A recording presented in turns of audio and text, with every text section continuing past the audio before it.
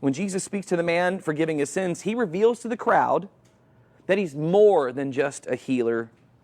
Jesus isn't just a magician here. He proves that he's more than a miracle vending machine. Jesus reveals through these words that he is the forgiver of sins. He's the restorer of souls, the very presence of God in human form. Now, wait a minute, Jesus. You can't forgive his sins. Only God can do that. And Jesus says, duh. Right? Nailed it. Right? Jesus is revealing to them in this moment who he is.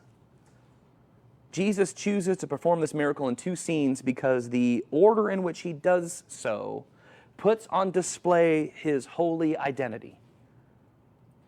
Offering forgiveness reveals that he is one with God. The act of healing this man's body proves it.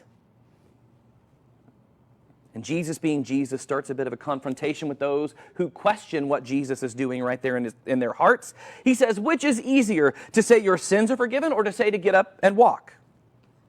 This is the tension layer in our narrative this morning. The religious leaders are sitting there, probably with their arms crossed, evaluating this man, because in that time they knew that he was sinful. The only reason that you are having these paralysis problems is because you're an evil sinner and God hates you.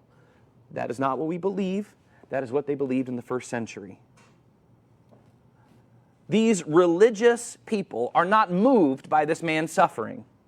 They're not impressed by the determination of the four friends on the roof, and they're probably a little perturbed that their moment with Jesus has been interrupted by a mat coming down from the ceiling. And probably they had to dust off their robes, which was, not ideal. The religious people were not celebrating the faith in the room. They're literally policing theology in this moment. He lets them object silently in their hearts, and then he names their objection out loud, publicly. And then he responds to their objections. This miracle, friends, becomes a revelation.